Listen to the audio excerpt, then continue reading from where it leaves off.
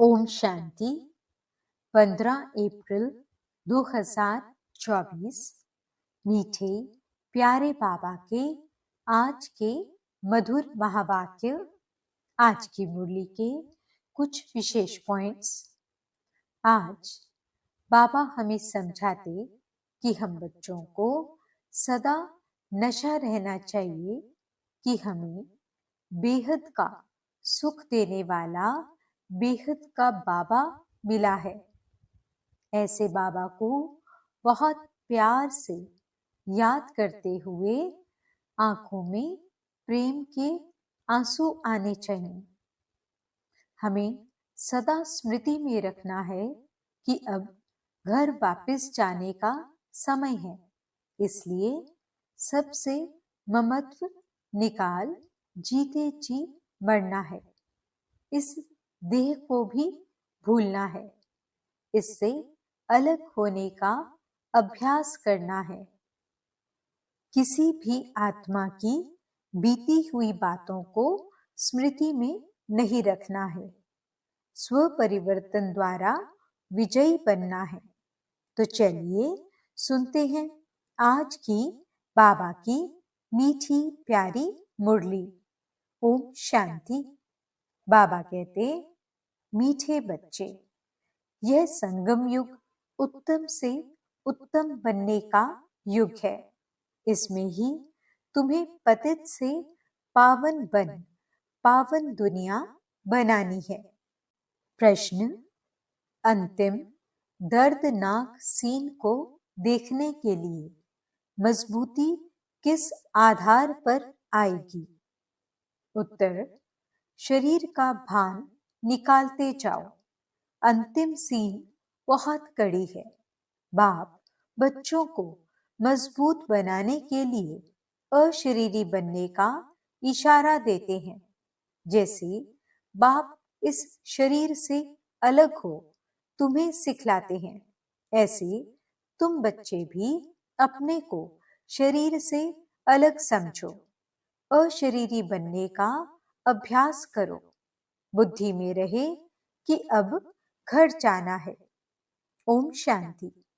मीठे मीठे रूहानी बच्चे हैं तो जिस्म के साथ, बाप भी अभी जिस्म के साथ हैं। इस घोड़े व गाड़ी पर सवार हैं और बच्चों को क्या सिखलाते हैं? जीते जी मरना कैसे होता है, और कोई यह सिखला न सके सिवाय बाप के। बाप का परिचय सब बच्चों को मिला है। वह ज्ञान सागर पतित पावन है। ज्ञान से ही तुम पतित से पावन बनते हो और पावन दुनिया भी बनानी है। इस पतित दुनिया का ड्रामा प्लान अनुसार विनाश होना है। सिर्फ जो बाप को पहचानते हैं और ब्राह्मण भी बनते हैं, वही फिर पावन दुनिया में आकर राज्य करते हैं। पवित्र बनने के लिए ब्राह्मण भी जरूर बनना है। ये संगम युग है ही पुरुषोत्तम, अर्थात उत्तम ते उत्तम पुरुष बनने का युग। कहेंगे उत्तम तो बहुत साधु, संत, महात्मा, वजीर, अमीर, प्रेसिडेंट आदि हैं, परंतु नहीं, ये तो कलयुगी भ्रष्टाचारी दुनिया, पुरानी दुनिया है। पतित दुनिया में पावन एक भी नहीं। अभी तुम संगम युगी बनते हो। वो लोग पतित पावनी पानी को समझते हैं। सिर्फ गंगा नहीं, जो भी नदियां हैं, जहां भी पानी देखते हैं, समझते हैं पानी पावन करने वाला है। यह बुद्धि में बैठा हुआ है। कोई कहाँ जाते हैं, मतलब पानी में स्नान करने जाते हैं, परंतु पानी से तो कोई पावन हो न सके। अगर पानी में स्नान करने से पावन हो जाते, फिर तो इस समय सारी सृष्टि पावन होती। इतने सब पावन दुनिया में होने चाहिए। यह तो पुरानी रस्म चली आती है। सागर में भी सारा किचड़ा आदि जाकर पड़ता है, फिर वह पावन कैसे बनाएंगे? पावन तो बनना है आत्मा को। इसके लिए तो परम पिता चाहिए जो आत्माओं को पावन बनाए। तो तुमको समझाना है, पावन होते ही सतयुग में हैं, पतित होते हैं कलयुग में। अभी तुम संगम युग पर हो। पतित से पावन होने के लिए पुरुषार्थ कर रहे हो। तुम जानते हो हम शूद्र वर्ण के थे, अब ब्राह्मण वर्ण के बने हैं। शिव बाबा प्रजापिता ब्रह्मा द्वारा बनाते हैं। हम हैं सच्चे सच्चे मुख वंशावली ब्राह्मण, वह है कुख वंशावली। प्रजापिता तो प्रजा सारी हो गई। प्रजा का पिता है ब्रह्मा, वो तो ग्रेट ग्रेट ग्रैंडफादर हो गया। जरूर वह था, फिर कहाँ गया? पुनर्जन्म तो लेते हैं ना, ये तो बच्चों को बताया है। ब्रह्मा भी पुनर्जन्म लेते हैं। ब्रह्मा और सरस्वती, माँ और बाप, वही फिर महाराजा महारानी लक्ष्मी नारायण बनते हैं, जिसको विष्णु कहा जाता है। वही फिर 84 जन्मों के बाद आकर ब्रह्मा सरस्वती बनते हैं। ये राज तो समझाया है। कहते भी हैं जगत अम्बा तो सारे जगत की माँ हो गई। लौकिक माँ तो हर एक की अपने अपने घर में बैठी है, परंतु जगत अम्बा को कोई जानते ही नहीं। ऐसे ही अंधश्रद्धा से कह देते हैं, जानते कोई को भी नहीं। जिसकी पूजा करते हैं उनके ऑक्यूपेशन को नहीं जानते। अभी तुम बच्चे जानते हो, रचयिता है ऊंचे ते ऊंच। ये उल्टा झाड़ है, इनका बीज रूप ऊपर में है। बाप को ऊपर से नीचे आना पड़े तुमको पावन बनाने। तुम बच्चे जानते हो बाबा आया हुआ है हमको इस सृष्टि के आदि मध्य अंत का ज्ञान देकर फिर उस नई सृष्टि का चक्रवर्ती राजा रानी बनाते हैं। इस चक्र के राज को दुनिया में तुम्हारे सिवाय और कोई नहीं जानते हैं। बाप कहते हैं फिर 5000 वर्ष बाद आकर तुमको सुनाऊंगा। ये ड्रामा बना बनाया है। ड्रामा के क्रिएटर, डायरेक्टर, मुख्य एक्टर्स और ड्रामा के आदि मध्य अंत को न जाने तो उनको बेअकल कहेंगे ना। बाप कहते हैं 5000 वर्ष पहले भी हमने तुमको समझाया था, तुमको अपना परिचय दिया था, जैसे अब दे रहे हैं। तुमको पवित्र भी बनाया था, जैसे अब बना रहा हूं। अपने को आत्मा समझ बाप को याद करो। वही सर्वशक्तिमान पतित पावन है। गायन भी है अंतकाल जो फलाना सिमरे। वल वल अर्थात घड़ी घड़ी ऐसी योनि में जाए। अब इस समय तुम जन्म तो लेते हो, परंतु सूकर, कुकर, कुत्ते, बिल्ली नहीं बनते हो। अभी बेहद का बाप आया हुआ है। कहते हैं मैं तुम सभी आत्माओं का बाप हूँ। ये सब कामचिता पर बैठ काले हो गए हैं, इन्हों को फिर ज्ञान चिता पर चढ़ाना है। तुम अब ज्ञान चिता पर चढ़े हो। ज्ञान चिता पर चढ़ फिर विकारों में जा न सके। प्रतिज्ञा करते हैं हम पवित्र रहेंगे। बाबा कोई वे राखी नहीं बंधवाते हैं। यह तो भक्ति मार्ग का रिवाज चला आता है। वास्तव में यह है इस समय की बात। तुम समझते हो पवित्र बनने बिगर पावन दुनिया का मालिक कैसे बनेंगे? फिर भी पक्का कराने के लिए बच्चों से प्रतिज्ञा कराई जाती है। कोई ब्लड से लिख कर देते हैं, कोई कैसे लिखते हैं। बाबा आप आए हैं, हम आपसे वर्षा जरूर लेंगे। निराकार साकार में आते हैं ना।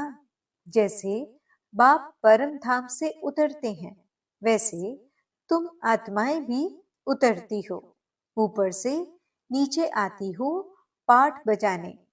यह तुम समझते हो, यह सुख और दुख का खेल है। आधा कल्प सुख, आधा कल्प दुख है। बाप समझाते हैं, 3/4 से भी तुम जास्ती सुख भोगते हो। आधा कल्प के बाद भी तुम धनवान थे, कितने बड़े मंदिर आदि बनवाते हैं। दुख तो पीछे होता है, जब बिल्कुल तमो प्रधान भक्ति बन जाती है। बाप ने समझाया है, तुम पहले पहले अव्यभिचारी भक्त थे, सिर्फ एक की भक्ति करते थे। जो बाप तुमको देवता बनाते हैं, सुख धाम ले जाते हैं, उनकी ही तुम पूजा करते थे। फिर बाद में व्यभिचारी भक्ति शुरू होती है। पहले एक की पूजा, फिर देवताओं की पूजा करते थे। अभी तो 5 भूतों के बने हुए शरीरों की पूजा करते हैं। चैतन्य की भी तो जड़ की भी पूजा करते हैं। 5 तत्वों के बने हुए शरीर को देवताओं से भी ऊंच समझते हैं। देवताओं को तो सिर्फ ब्राह्मण हाथ लगाते हैं। तुम्हारे तो ढेर के ढेर गुरु लोग हैं। ये बाप बैठ बताते हैं। यह दादा भी कहते हैं, हमने भी सब कुछ किया। भिन्न भिन्न हठ योग आदि, कान नाक मोड़ना आदि सब कुछ किया। आखिरी सब कुछ छोड़ देना पड़ा। वह धंधा करें या यह धंधा करें।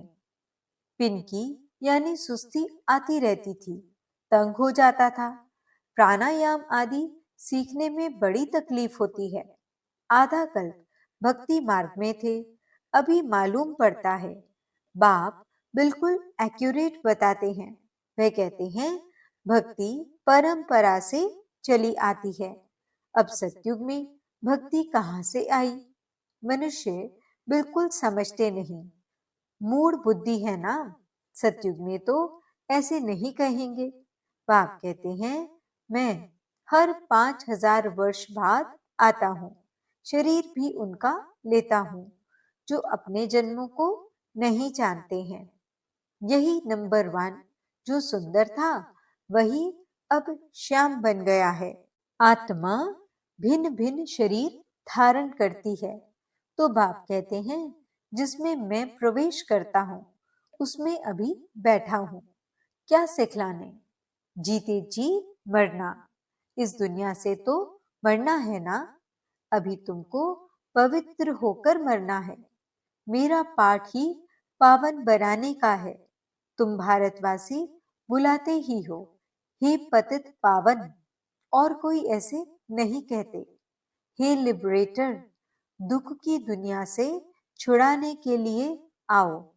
सब मुक्ति धाम में जाने के लिए ही मेहनत करते हैं। तुम बच्चे फिर पुरुषार्थ करते हो सुख धाम के लिए। वह है प्रवृत्ति मार्ग वालों के लिए। तुम जानते हो, हम प्रवृत्ति मार्ग वाले पवित्र थे, फिर अपवित्र बने।